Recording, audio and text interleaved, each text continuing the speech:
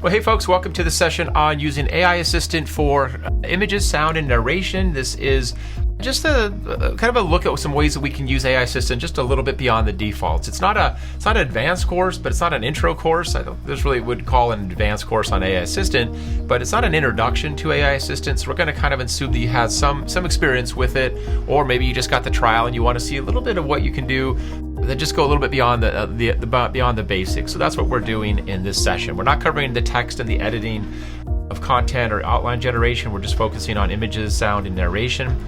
A couple things here real quick. Most of everything we do, I'm going to start in Rise, but most everything is kind of on par now between Storyline and Rise. You've got the sound, you've got the audio narration, the audio voice library in Rise and Storyline. You've got the images, the text, all that's similar. Currently, Rise doesn't have sound effects, so we'll do some of the audio narration and sound effects in Storyline. But essentially, what I'm going to show in this first part with the images, it's really the same. It's the same in Storyline, so I just find it sometimes it's easier to present in Rise just because you get that longer page that kind of lets you see everything, a little bit more of what's going on. So that's why I'm just doing this in Rise, but just keep in mind that it's exactly the same in Storyline. All right, so with that, let's go ahead and get started. Oh, hello, puppy. Sorry about that. So let's go and get started. First thing I want to do is just look at some ways that you can get a little bit more from the images and start to kind of see ways that prompting works. So if you haven't been around AI for a long time, or maybe you're kind of just dabbling in it, just going beyond the basics and kind of using a little bit of what AI Assistant gives us as a starting point is a great way to experiment and come up with our own styles. All right, buddy, I've got to work here. All right. Sorry, it's his time. All right, so the first thing I do, I just inserted the default Rise block here. I guess I'll just take this out just to make sure you see where I got that. So from the block library, I'm just going into images, and then I'm going to bring in a text and image so we can kind of see something what we have here. So what I want to do is just replace this with an image. So let's say that we're focusing on camping in the Southwest desert. Something like that. I live in the Southwest. I camp in the Southwest, so that's what I'm doing.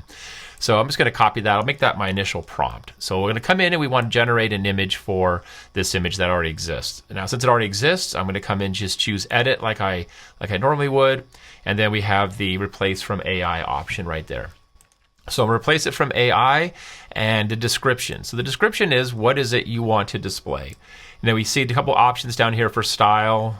We have two options now. We have the legacy image generator, and then there's a new version. Highly recommend you keep that on the default, just a little bit faster. The quality is even better. What's nice is it won't affect the existing styles. So the built-in styles we have here for AI, we've got the abstract expressionism, the minimal 3D animation, and so on. You can see when I select one of these, you get a preview of the thumbnail of what that image style is going to look like. One thing I tend to want to do is whoops, did I not select it? 3D animation is generate a few of these in different styles just so you get an idea of what those look like. Built-in styles are fantastic for getting started. Looking for something here and kind of get an idea of how that works. Now, the neat thing here is that when you select one of the AI Assistant's built-in styles, we automatically display the custom prompt that was used right there. So the custom prompt right here shows you what AI Assistant's using to generate that image. So what's nice is after you go through a few of these and you generate some, you might think, okay, I like a lot of the characteristics, but maybe I want something just slightly different. So that's kind of what this lesson's about. So we can copy the existing prompt and then we could put that into the custom field and just generate something different or based on that initial look and feel. So let's do this. I'll just generate another one. There's the cinematic photo. I'm going to go and keep it really small. I'm just going to minimalist. I'll say vector blues and generate that image right here. So we'll start with this one. This one's a minimalist type image, so it's a place that we can start. So let it do its thing, generate it, and then we'll play off of this. Okay, so a couple different image styles. That doesn't matter which one we grab. I'll just grab this first one and we'll insert that. So that's my new image right here. And then what I meant to do, sorry, I forgot. I'm going to come back in here, but by doing that, I can quickly come in and see whatever prompt I was using. I'm going to copy that prompt just so I have it and close out. And what I want to do is just come in here and show you the prompt. So once we get this prompt, you can see essentially this is the image style, and then we have the descriptions that make up what the rest of that image. South Sus Heat. Oh, Sus Heat. Okay, so text obviously still kind of a challenge there. But we have all the different descriptions right here that make up this image style. So a couple things that we can do is taking that initial prompt and then generating additional prompts or variations of that prompt as a way to kind of begin incrementally getting different styles of images. So for example, what I could do is we'll come in here and we'll just modify one image. So one version of it. So if I bring in that image I just created, let's say text image, and we'll bring in the same thing, text and image, and drop that in, and then I'll add that image. I should have probably started on this one, doesn't really matter. And then we have the description, and then we say camping in the Southwest Desert. All right, so we should start to see mostly the same type of image. Won't be exactly the same, but it should be close enough because we have all of those initial styles right there. But what we're going to do is we're going to just look at ways to play off of that initial art style, that initial style that was described.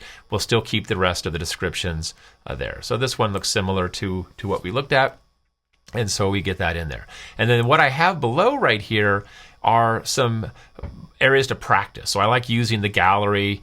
You could change the gallery to a, sorry, wrong one. We'll say this one, right? We could say a 3-column grid, make it maybe just a little bit bigger, and you can see things a little bit clearer right here, and you have that extra one. So what I want to do is I want to change each of these styles and nothing else. You think, okay, well, I don't know what kind of styles to even change it to, Dave. Like, what am I going to do? Well, this is where AI can certainly help. We could come down here and just generate a quick text box, and we'll just say paragraph. And I'm going to select everything here and cut it out, and then we'll use the quick insert, and we'll say, hey, just tell me, some of the common styles. So list 10 common graphic design illustration styles, right? Or maybe just say graphic design styles. We'll see what we get here. So AI Assistant can help you with that if you don't know the styles. So it's going to list a bunch right here. I'll say insert. Cool. And then what we can do is we can just take each one of these, Control C, let's say geometric, and then I'm just going to change this one. So geometric illustration. And oh, I see what I just did right there. So let's say geometric, and then I don't think I spelled that correctly. Geometric. And then let's grab another style right here. So we could say something like maybe a collage and see what we get. So collage, illustration. You know what? Probably faster to type, right? I can still type. I don't rely on everything. And then let's try a watercolor. So we'll come in here and just say watercolor. So what I'm doing is I'm making one change. We're not going to see a significant change in the image style because we essentially have all these other descriptive terms right here that are going to influence the overall look and feel. But we're just making a single change. So come in here, I'm just going to copy the prompt, and then what I'll do is edit the image, and we'll make one change right here real quick. So camping in the Southwest Desert, you start with none. I'm going to come down here then to the custom prompt right here, and I'm going to drop that in. So everything's in there really the same as what we had the first time except for geometric, and then we'll generate it. So there's going to be a slight change to it. So one of the ways I like doing this is from just playing around with the software, kind of getting a feel of what influences what when you're working with the prompts and the styles. So we should see mostly the same, but we should see some more geometric type edges to some of the graphics, right? It's a little bit harder edges on some of these, definitely with the cactus right there. And so again, just you see a little bit of that shading right there, right? The shading on the cactus and on the mountains. That's from our geometric style. So I can insert that one and get an idea of how that starts to change. And then we have the collage version. So I come in here, I'm going to grab this prompt and make this subtle change right here. So number 2, I think it is, and we're at the custom setting.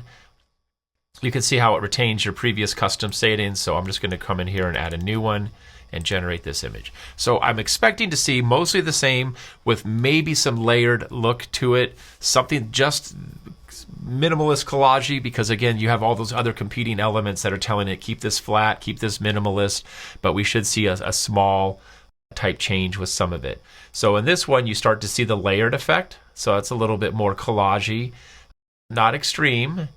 Maybe not so much in that one, not so much in that one, but in this one you get that because you're starting to see that little bit layered effect where you have a little bit of depth and perception. So I'll take that one, and then we'll finally just do the watercolor.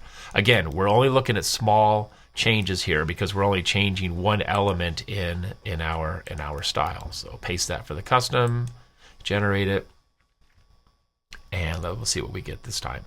So I'm hoping to see some brush strokes a little bit reminiscent of watercolor, but just something that's a little bit watercolory, but then again, the rest of this is all going to be essentially the same. So we do see it here. You can see in the background, you've got that texture on the background elements. So there is that kind of that washed look, that watercolor look. This one also has that same kind of texture. Again, right, we're kind of confusing AI a little bit because we're telling it to do a flat minimalist look, but then we're also saying add watercolor. So it does have a light watercolor, but it's not as strong as if we added its own watercolor. I'm going to delete this last one. And so I didn't make this one a 4x4, so I could come back in and say, let's just do that again. So the perspective, the aspect ratio matters here. Excuse me. I think I caught a cold. But you can see, I'll just get this other one back in here. And all we're getting is just that smaller change for each one. All right, let's see what we get here. Yep, there's a very watercolory look. Again, I should start to see that texture. Yep, you can see that texture, slight bit of noise in the background. That'll work fine for here. So if we look at this and then we combine what we initially saw, which is very flat and even without any of that texture design, and then we start to see what we have with the geometrics, you can start to see the shading, the elements right there. And then this next one for the geometric, the collage with the layering. Again, just getting elements of that. But that's a way that you can start to go beyond and just start with the basics and then make that one change to the style. And what you're also doing is coming up with your own unique style, because that's not a pre-built style. That's not something that's already available to you in the built-in library. Okay, so what I'll do is, next thing we can do is go beyond that. Oh yeah, here's the examples that I came up with. So when I first listed the list, I think I might have said give me 20 different examples. And this one's more pop art. And then you can certainly see it here in the pencil drawing illustration. So you get that hard outline, that hard stroke on the elements, but then we're still working with really the same exact description. Silhouette, right? So we're just getting a little bit of color here, but essentially it's silhouetted. And you have really a whole different look. So what's this, isometric? Yeah, so isometric, and you get pieces of that. And then do I have some more? Yeah, pop art, illustration. So these are actually going with the definitions. So the next thing you could do is select the term and then actually say, give me just a definition of that artistic style. And then you're going to get something a little bit more specific to that style. But we're not quite there at this point. All right, so the next thing we can do is really start to look at other ways to work with the prompts that give you these small incremental changes. So what we have right here is exactly what we were doing before. Only now we actually have the full description for each prompt. But one thing you get with a lot of these prompts, though, is it's really detailed, right? So it's very descriptive, which means you get a lot of different elements in there in terms of telling AI what to describe in terms of the tone, the lighting, the shading, the materials, and that can also kind of create a little bit more of a competing prompt, because some things are there's just so many instructions, AI is going to have to pick and choose. So one thing I might do, is come in here and I might simplify this using AI's built-in edit with AI, and we just say simplify writing, or even just make shorter. So we're going to shorten that prompt, and then we have a whole different look for what we could look at. So let's continue to do this for a couple of them. So we'll make shorter, and then we can kind of combine. Is it making shorter? It is making it shorter, but we might want to make it even shorter. So we'll just do another one here. Or maybe just do a couple of them so you can see that. So we'll say make shorter, and then I might even make it even shorter. make shorter. Okay, replace. Okay, so then we can compare and contrast each of these and see what we get. So I'm going to come in here, make a selection, and then we'll edit this first one. So replace with AI, and then we're still working with the custom prompt. That's what we want to work with, and drop that in. So maybe it's going to look a little more pop arty. Maybe it's going to have some different variations to it. Probably should have changed the aspect ratio, but again, we can always just work with whatever we get here. Okay, I would say we're getting a little bit more pop art style on this one, and then we could try this next one. Oh, I need the updated prompt. So this one, right? There's something in here that was telling it to have more of that red or balance. There's something in here that's causing that shading to be more red and blue. This one's a little bit bluer. Pencil or pen erasing technique, and then we'll just try this prompt real quick.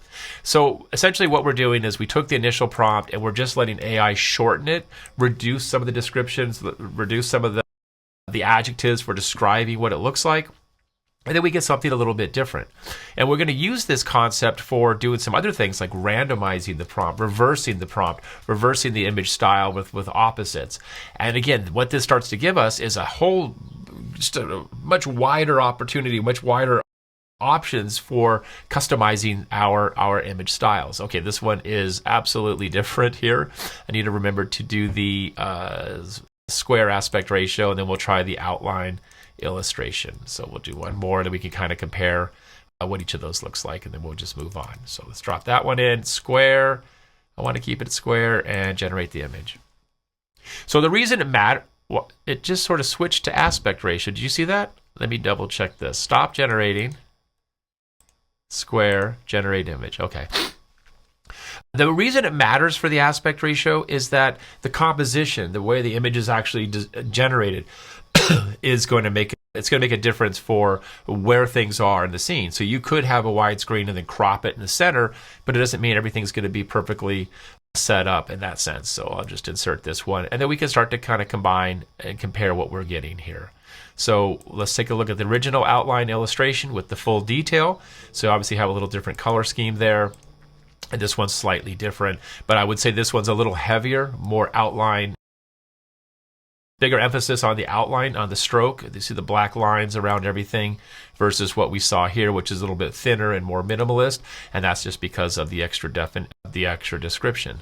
So the pen erasing illustration, we have our original, and then we have I would say a harsher version here with this shortened description. And then we have pop art, which I think is very pop arty as it is, and then another version of it. Maybe we don't want those rough edges and we would just have to go back and regenerate it. So that's the general idea with simplifying the prompt or making it shorter. The other option, I think, you just come in here and just say AI assistant and then simplify that writing, and probably just removes a lot of the extra words, omit needless words, right? And then we could do something like that, which will give us a whole different kind of style, features bright color blocks, and then we can just use that as a style for generating them. All right, a couple more real quick, and then we'll look at some other things we can do. Swap words with opposites. So in our original minimalist vector illustration, we have the original definition, and then our prompt might be just rewrite the text by replacing words with their opposites or reverse meanings while keeping the structure and context intact. So what are we doing here? Let's just duplicate this. I'm just duplicating so we can kind of compare and contrast. And now we're going to add that prompt to use the opposite or reverse meaning. So if something's bright, it might be dull. If something's dull, it's going to be bright. Let's see what we have.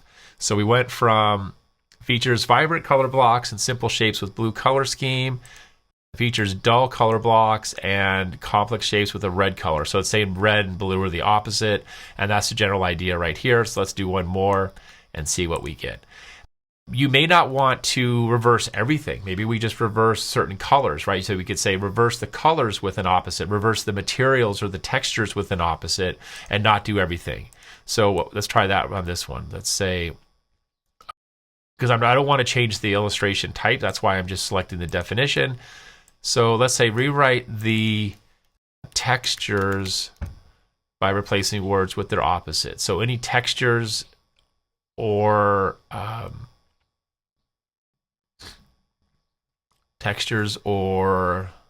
want to keep the colors the same.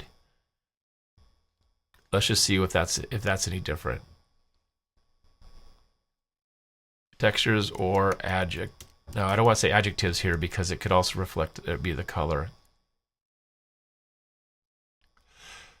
Let's try textures and see what we get. I want to see if things like dull edges get changed.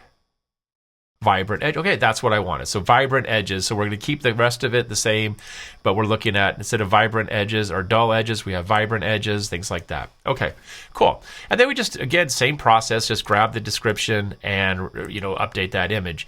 But incrementally, we're making changes and we're finding ways that we can, I want to make sure that stays on the, look at that.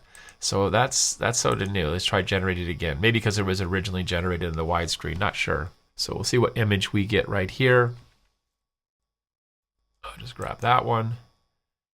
And we can compare and contrast really quickly, right? Pop art and, did that one say minimalist? I think I might have not overwritten. I bet you that's why that's looking a little different. So I think I would have to come in here and do this one again. All right, so select it and generate another image here. So it did do pop art. I wonder what changed.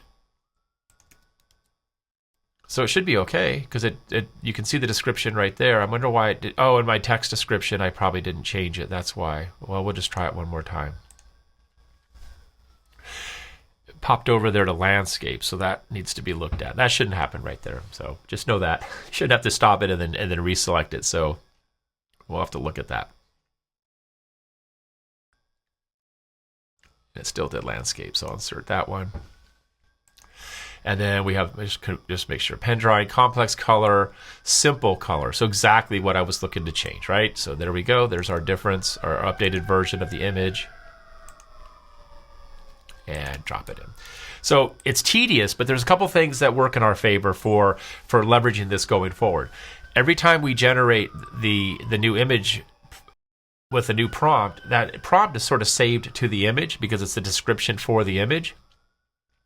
I kind of would have liked something with harder edges, but that's probably what those soft edges is.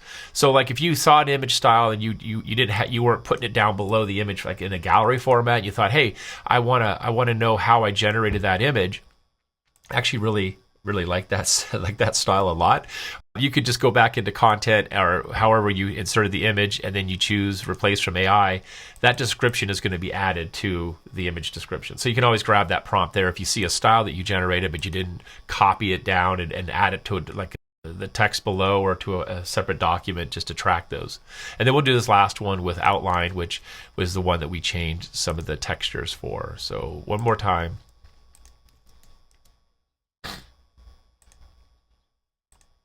Why do you keep doing that? Keeps wanting to go to landscape. That's new. That needs to be fixed. Anyway, we're doing live, so I guess that's what happens. Okay. So when we insert this, we'll just see and compare what this one looks like and get an idea of what those small changes can do for the images. Try one more time. Might have just gotten a little frozen. Never takes that long, right? So nothing, at least nothing we've done so far has gone that long. So we'll see. I don't think I have, like my network seems to be okay. So different style. Something in there is keeping this rounded, but if I insert the style, so there's the updated, much simpler with the characters, right? As opposed to the detail you can see on these. So again, small changes, but you're kind of incrementally moving forward or in a different direction with the art styles and things that you just couldn't get from the built-in styles. All right, now we can start. I'll just kind of go through this a little bit quickly. You have the option to randomize the prompt. I should have some examples there, right? So in this case, we take the original prompt, which was our vector minimalist illustration, and then we take a prompt that says take the art style and description and replace each adjective style with a randomly selected. Like this one, because you can spend all day on that. So here were the original ones, kind of like similar to what we saw when we first started. And then we randomize it. So we went from something that says minimalist vector, flat color blocks, and then we got dreamlike description, vivid hue, and so on, right? Totally random image. Every time you do it, it's going to be a little different. But if you like that one, then you just take that description of the text that you randomized. Let me just make sure you understand how I got that. I would select this, copy it. Actually, I've had some problems with right-clicking or with control keyboard clicking shortcuts. So I would just select it in here, and then you'd say edit with AI, and then just say, randomize that, so drop the prompt in with the initial style, the design style. So this one says surrealist collage, right? So it's all going to be different. So that's kind of how I got these: charcoal sketch description, illustration, and then a light representation. I really like that one. Almost has a little bit of a Wes Anderson feel. Don't know what the snake's doing there on the beach. I think that's a snake. Anyway, kind of random. And then the abstract representation. So using that randomization prompt to randomize the description of the textures, the colors, and the other types of lighting type styles or design styles for your prompt. So you can see you can start to get some wild versions. This pencil one looks pretty good, actually, like that minimalist, surreal, shadow. Again, there's the harsh shadows. Pretty cool, right? All right, so that's the general idea with each of these. And then finally, you could do, well, not finally, but this is as far as I got, looking for something that influences a certain artist's look and feel, right? We're not copying anything, but we are leveraging a style similar to, so you just say the prompt would be create an image in the style of, and there's the artist name. And so if you don't know artist names, say, hey, list 12 famous illustrators, and then you have the style. But Saul Bass right here, Saul Bass, Paula Scher style, and then you get each of those kind of little different looks. Now, these are illustrations, not photos. I could say Milton Glaser photo, like we were doing something more photorealistic, but I'm keeping these as illustrations to get the look. It works for photography as well. So there's my quick Annie Leibovitz inspired image. We have Ansel Adams, a nice black and white, and so on. Even, I had to look these two up. I didn't know Cindy Sherman, even though I probably should have. And then cinematic, you've got maybe the Wes Anderson kind of look and feel, which is like that one illustration we just saw, which was kind of neat. Something like film noir, so you could say, okay, I want something a little darker. Maybe you're doing sort of a storytelling or scenario based with kind of like 1930s crime, Tim Burton look and feel, and so on. But just as ways that you can get a little bit more, even the Blade Runner, right? So there's the black and red. Oh yeah, kind of inspired with the lighting here today. Didn't really think about that. Okay. Anyway, that's the general idea for each of those. What I want to do now is look at, let's see here, some sound effects that we could do. So I'm going to jump into Storyline here and just look at some things that we can do with narration to kind of get maybe that right voice that works with our course. So this is going to work the same right here. At least we're not doing the sound effects here. So the audio narration part is going to work the same in Rise. Rise has audio narration now as well. But if we're talking about a course, we often want to think about things like, finding the right visuals, the right design style that aligns with that visual voice or the visual theme of the content, right? So something camping, you might have camping-related fonts. Something that's more safety, you'll have these bold, heavy fonts, yellows and blacks, oranges, the safety colors, and things like that. Same thing's true potentially for the narrator. Maybe not for the high-level narrator, maybe for character voices. So in this case, if I have this camping and I'm thinking it's got to be sort of like maybe this old school type camper that's done something, teaching folks the ways of the West, I don't know. But who is my audience? And then who is in my head, like when I wrote this course, who was the presenter? Who's doing the teaching of the course? A lot of times we don't think like that. We think about just getting that professional narrator that we like the overall voice of. But it does make a difference here. I actually need to make sure real quick. Actually, hold on, because I don't know if my audio is... Okay, so the audio is on. I just have to make sure that it's coming out of the mic. So just give me a second here. And then what's happening? What are you doing? Oh, opened up my player. I didn't know I did that. So just a second. I think that should work. Hopefully you'll hear it, the audio. All right, we'll try it. If you don't hear it, that's gonna stink. But I think it should work. It should be coming out. So I'm gonna say insert audio, and I just want to add the text that's in my notes. So let me undo this real quick. So if you have notes down here, for your transcript of your course, you'll be able to use that quickly without having to copy and paste it into the Notes tab. And Rise, you can choose the text of the block. So you have access to it that way as well, which is really, really convenient. Saves you that step of remembering to copy and paste. So I'm going to say rewrite your script and add from slide notes. So it just copies whatever in that Notes tab in Storyline. Now let's say that we're going through the voices and maybe the default is Rachel. You got to be careful if you don't know where you're going because you might not. Right. And so if you just use that voice, or you came down and grabbed any one of the other voices here, let's see, English, Alice. Just trust yourself. Then you will know how to live. Maybe that works. Okay. Now, I'm not going to say one of these voices is better than the others. I'll say generate speech. But sometimes you need to spend a little time looking through and filtering voices for a certain type of characteristic in voice and age and gender and things that you're looking for. So I'm going to say insert this. Again, I want to say that the Alice is the wrong narrator because it depends on kind of how you're presenting that course. But I want you to compare and contrast Alice with a different voice that I'd found. So we'll just do this. So put Alice in here. Hopefully you're hearing this. I really do.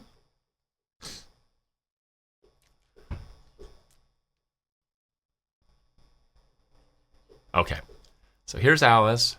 This course teaches new campers the basic skills needed for safe and enjoyable camping. It totally such works, as setting right? up camp, building.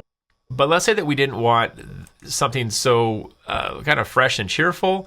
Maybe we wanted something that sounds, and I went a little bit more extreme here, so just, keep that in mind. But maybe something that sounds a little more Old West 1950s type camping narrator. This course teaches new campers the basic skills needed Maybe. for safe and enjoyable camping. Maybe too far. Such as setting up camp, but I just want to kind of highlight the benefits to searching for the voices. And so I'll turn off Jesse. And one thing you can do, if you already have the audio narration in there and you want to swap voices, just right click and choose AI text to speech, and it's going to pull open what you have. So what you'd want to start to do is look at my voices, and actually I would probably say not just my voices, but come on over here to voice library and then search everything. You're going to have, I don't know how many voices, you're going to have 4,000 or 5,000 voices. And then here we can start to search for keywords like certain characteristics. So old, weathered, raspy, and I'm just winging this. Maybe they're not all in there. So we got Declan, a horror narrator. They say he walks after midnight, wrapped in fog. Or maybe not that one. Weathered, let's see what we get. So old, raspy, cowboy? I don't know. Maybe cowboy's a term? Let's just see if cowboy's a term. But you have a lot of, anything that's in a filter right here. Oh, look at this. Just because it happened what seems like a lifetime ago. So that's what my point here is, that use this word to search for words that you would use to describe the characters in your course. Not just look for the voices that sound really good. Oh, we have a lot of cowboys. Design is an adventure. Today at the bank, an old lady... And again, maybe that's not what you want, but you also have filters here. Let's see if we have a woman cowboy. No woman cowboy. I guess that's just it. But filtering, finding those voices that you like. How does it match your content and maybe especially the characters, right? Not just getting the voices that sound like professional voices they all sound good, but something that actually would fit the persona of the character. So you have that option. Then once you find one that you like, I kind of liked Wyatt. You could say add to my voices so that it's going to be available to you when you're in that first tab of my voices. Now, if I say use this. If I add it to my voices, it's added. But once I use that voice, it'll be up here at the top in my project. So you should see, maybe I haven't inserted it yet. So I need to insert it. So let's say generate. Once I insert it, we'll be able to see that that voice is in the course. So if you're trying to recreate that, you don't have to go searching for it later. So let's say update. There's my updated Wyatt. And then if I try to edit this real quick, we'll say edit text to speech. We should see, because it's in the project, up here at the top. So, oh, look at that. Oh, my original Jesse voice, the one that I just showed you as the demo, it's now considered legacy. I think it still sounds good. I would still use it, but that's an older voice engine now, so I'll probably have to remove it. Jesse and I had a good ride together. Legacy voices don't get updated when AI models improve. So anyway, we found Wyatt. Wyatt's a good cowboy. But you see how these are all listed up here at the top. That just means that you'll be able to find the voices quickly if you're trying to reuse them across different slides or different scenes in your course without having to go and search for that name each time. So that's really super helpful. And then if you have under My Voices, you'll have any of the voices that you've added to your library. So you can see I've added 4. What does that say? How many can I add? Is that how many zeros? 10,000? Oh, well, I'm not going to add that many. And so I added here. So somewhere down here, I should see Wyatt right down at the bottom. I can see my legacy voices down there. I'm just scrolling too fast. I already have too many in here, but I should see Wyatt should already be added into my voices. Thought I added them. Now it's going to bother me here. Wyatt? Yeah, there he is. He's in there. And if I favorite him, then he's even going to be more accessible to me because he'll be up here under text to speech and he'll be under favorites. So I'll actually see 2 categories here. I have my in-project voices and then I have my favorites. So if you add them to a favorite, you're going to see it. Just keep in mind that this is unique to my machine, my install, my version right here. So if I were to jump on a different machine or another person opened this story file, these voices, the favorites would be unique just to me, the ones that I added on my local machine, but the in-project voices would still be available. So just keep that in mind when you're working with it. Now, a couple other things with audio, and I've gotten this feedback from folks in workshops where they're trying to really add this layered type sound where maybe they want to create in this case, crackling fire. Maybe you've got the trees whistling or blowing in the wind, and then you've got maybe owls or wolves. So you've kind of got this multi-layered prompt where you're really trying to craft everything in a single prompt. It could work. However, sometimes it's better to just kind of separate those. So here's what I'm talking about. By the way, the new AI Assistant beta, we now have the AI chat. And so we could actually work right here without having to go to the menu each time. It'll kind of it'll open up the window for me, but what I could say is create a 10-second sound effect for, and I'm just going to paste in that prompt of outdoors effect for crackling wind, rustling trees, and so on. So let's see what we get right here. So what it's going to do is should launch my sound effects right here.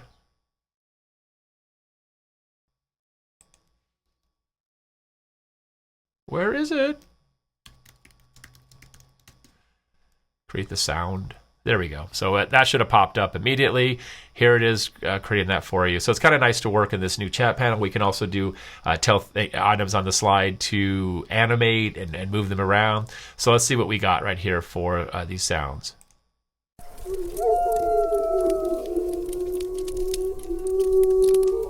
Okay, I have to admit, folks, it's getting better all the time. I haven't done this session in about 2 months.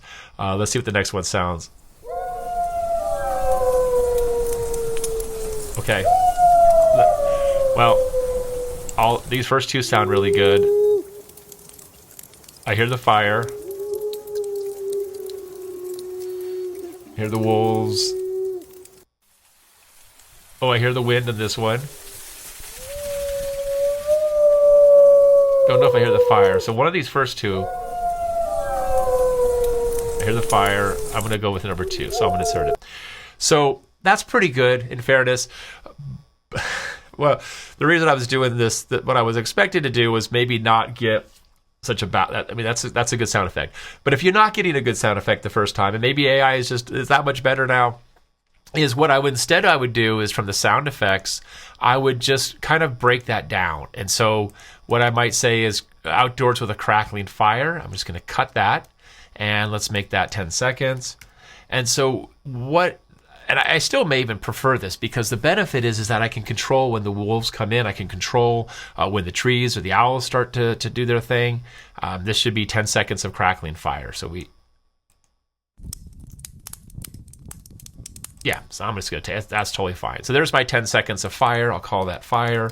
And then what I might do is layer in the next sound. So I still like working like this, as good as that was. I mean, that really detailed prompt really did a good job. Wind rustling in the trees, and then make that 10 seconds, and so on. But the benefit here is that by putting them separately, it's more work, yes, but you can kind of get that baseline sound, maybe just the fire going, and then you can bring in the maybe not even make it 10 seconds, right? You could make it 2 seconds for the owl or the wolf.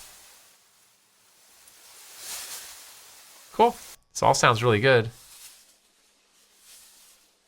I'll go with that first one. I insert it, and then there's my wind. And then finally, let's just do one more. I'll just do let's say, sound effects. Let's say owls. Well, owls and wolves howling. I probably should have said owls don't really howl, do they? And I'll keep this at maybe like 3 seconds. Right? And so it's a little bit shorter, but then I can kind of bring that in across my timeline at different points, kind of just like we would with building up images in a progressive reveal. I'm storytelling with sound, and I'm controlling when the sound comes in. Let's take a look at that real quick. It's very loud. I like that one. And the other benefit here is you see how much louder that sound is, much bigger that waveform is than the others. So I may want to double click that to edit this, and then we can select everything and then reduce the volume a little bit, right? And then maybe later on the timeline I raise the volume because I want it to be a lot louder. So there is that benefit still, in spite of AI doing such a good job like it did with that multi descriptive prompt, right? So maybe the owls come in a little bit right there, and so on. But that's how you can kind of layer your sound effects to control them. You see how the wind's a little bit lighter than the fire. Let's just preview and see what we get right here. But kind of submit. I got kind of caught by surprise. I hadn't tested this since the new sound engine was released, and I am very much impressed. I never was able to get that many terms to work so well.